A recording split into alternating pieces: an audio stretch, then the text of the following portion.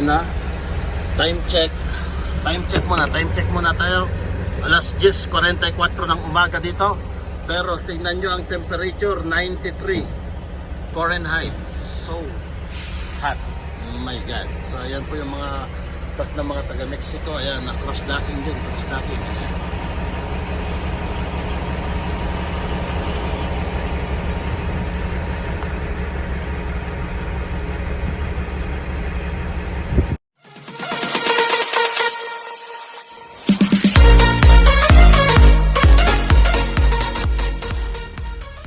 Nandito tayo sa Laredo, Texas.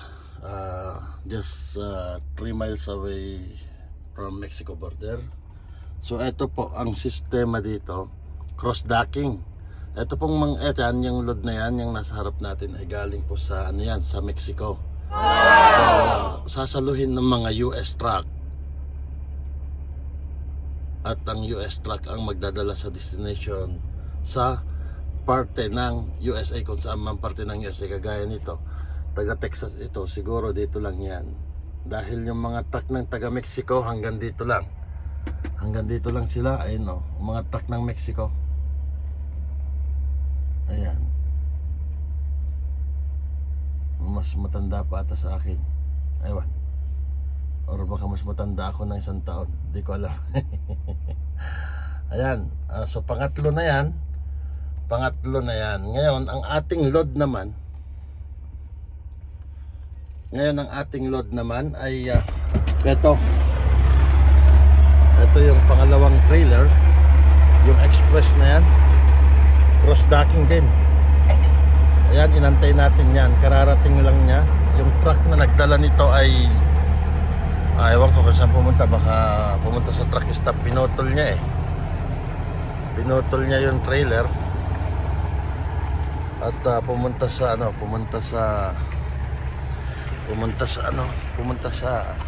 siguro naligo or ano. So ngayon ang karga natin ay banded load, at pumunta dito sa atin yung manager nila. Tinatanong nila, medyo mahigpit sila, at syempre para sa kapakanan po ng both party, kailangan nilang i-verify kasi ito nasa third. Ang broker nito ibinigay sa FLS tracking.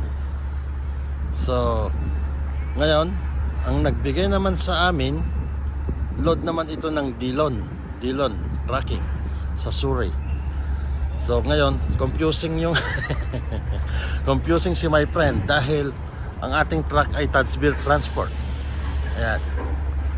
So tunghayan natin sa loob kung ano ba ang kanilang sasabihin, dahil according sa dispatcher natin, hindi natin pwedeng lagyan ng company parts. So sa mga nakaka-relate sa company parts, pag galing kasi sa US yung ating karga parts, pag galing sa Canada PAPS. So yun po yung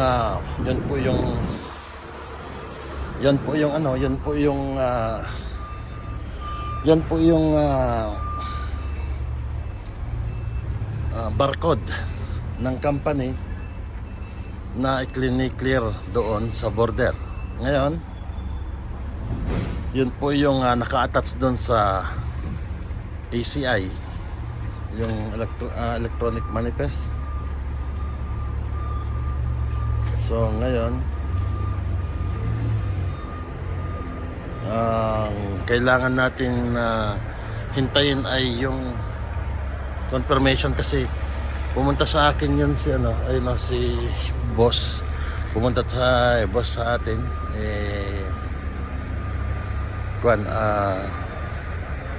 tinatanong niya kung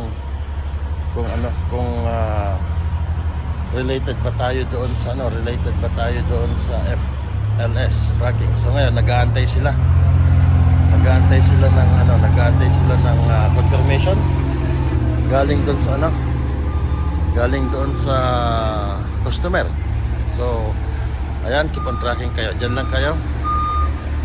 At ano man ang mangyari dito ay i-update ko kayo.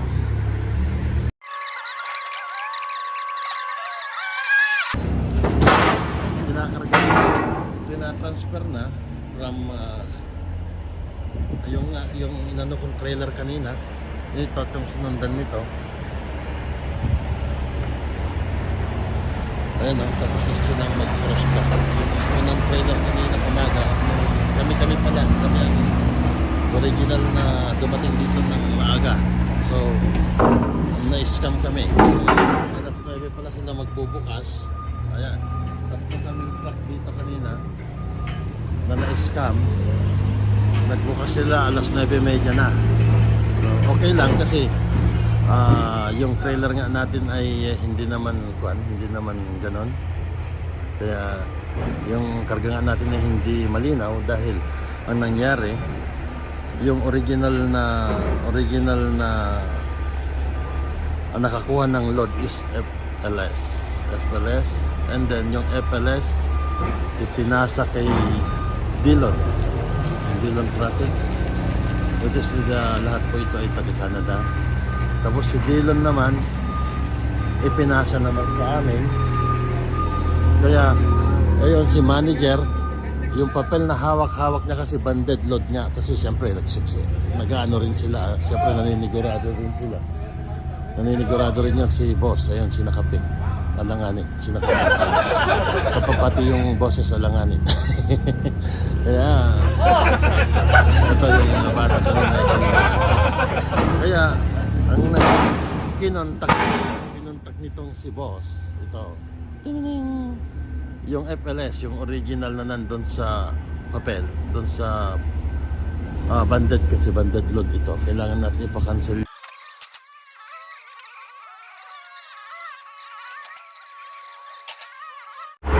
Okay guys, so ayan, tinitignan nila, pinipicturan nila mabuti dahil nga yung sabi ko nga sa inyo ay pinagpasapasahan.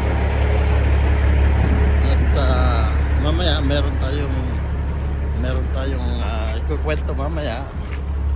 At sabi daw ay ang bilin sa akin ng opisina, yun kasi tatlong tracking na yung pinagdaanan nito. Pangatlo tayo, tracking company. So pangatlo tayo. Kaya ang sabi ay sabihin ko daw na sister company namin yung Dillon. Can you put the straps, please? The straps. The strap is on the ground. So I need to move forward.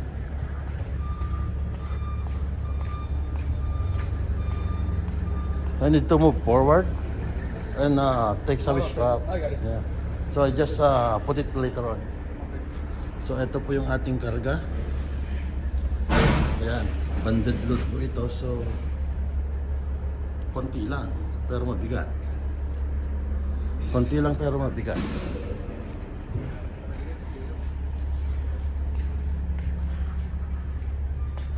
Yeah.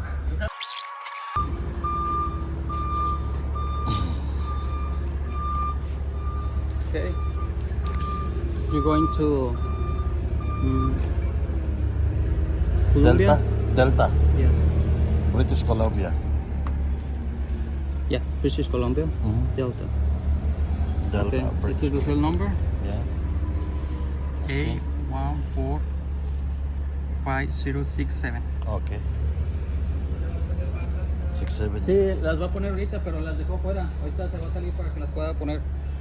Okay. I need to put see my friend. your carrier name, Okay. trailer box number.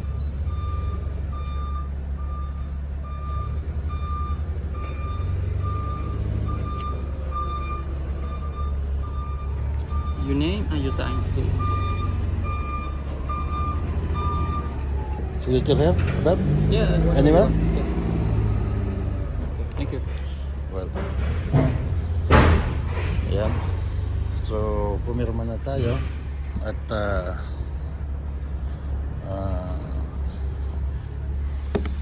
natin. Antayin natin yung ating kopya checkin natin mabuti yung ating van. Tingnan natin mabuti kung i-cancel pa ba natin yung kailangan natin i-cancel or sila na ang magka-cancel kasi merong mga automatic eh. Is the shipping fees work? Yeah. So wait lang tayo. Buenos días. Hi. Evening. You need help? No, I'm waiting for my paper. Good morning, sir. Ano? Good morning, sir. Hi, so I'm here to pick up a load. Okay? I got a Pick up picture. number Where's the bus? 2 copies. This one. If you go to Canada, you need this. Yeah. How about Number one? okay, this one. Anyway, I just move. You put the seal. You have the one I to- pull it out, okay? So, ayan po. Ito na po yung ating papeles. At kailangan natin huminto sa border dito. Yan, tingnan nyo sila. Nagpapagwapo ng kwan. Kasi summer na. Ang init na dito. Ayun, kinis. Oh. Kinutab. Oh. Kinutab ni my friend. Oh. Ayan, oh. Wow. So nice. Thank you. Sorry. Sabihin ko sana na pati yung akin eh. Kasi lang nasipag si my friend. So guys, ayan, iabante natin.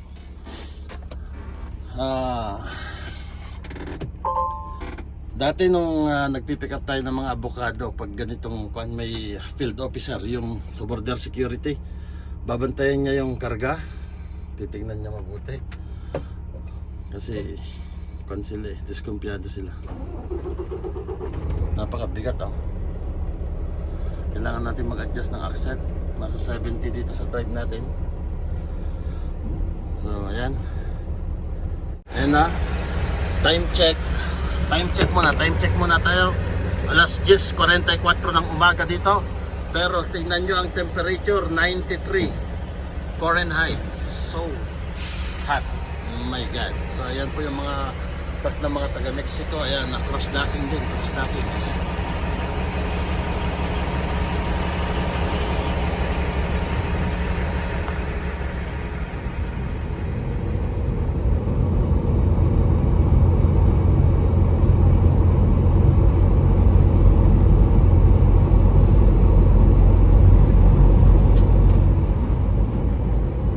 So, binabibi na natin yung kahabaan ng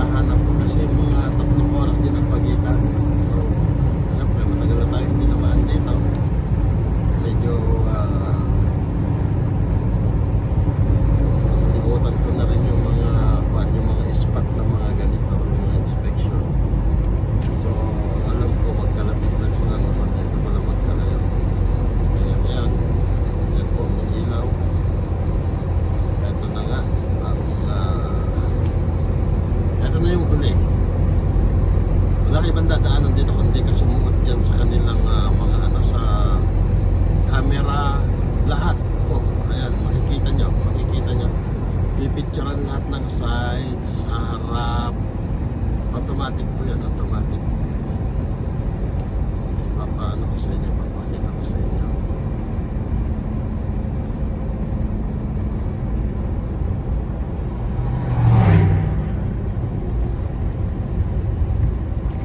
Okay, K9 on, K9 on, K9 on duty ba? Ayan, so magpatay tayo ng ilaw para sa ganun yung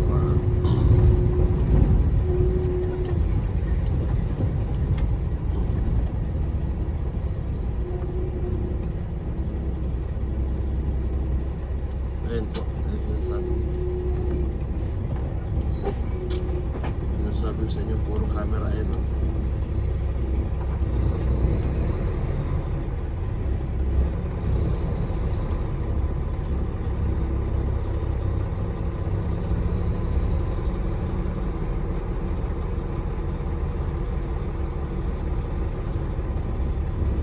Humihingi ng ID natin. May wallet na. Ito, yan nga yung mga camera o yung mga blue na yan. Ayan. So,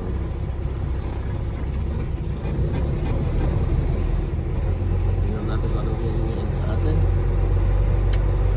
Buksan natin yung ating ilaw sa loob.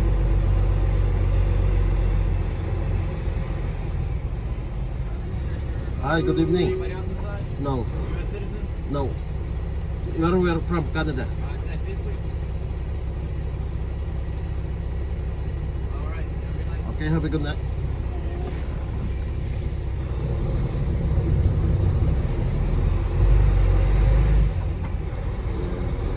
Ano sila? Para sa dati pag dumadaan ako dito, reaper yung dala ko. Noon pa.